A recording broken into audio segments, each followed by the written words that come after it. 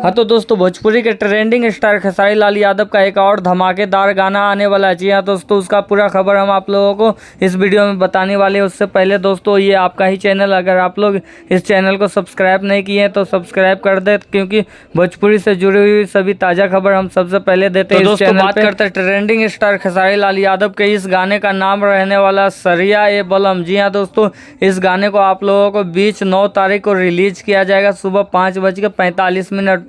जी हाँ दोस्तों, आप लोगों को हम बता देते हैं कि इसमें आप लोगों को नज़र आने वाले हैं खेसारी लाल यादव और कोमल सिंह जी। जी हाँ दोस्तों, इसमें ये खेसारी लाल यादव और कोमल सिंह जी नज़र आने वाले हैं और इस गाने को गाए हैं खेसारी लाल यादव, और ये आप लोगों को देखने के लिए मिलेगा।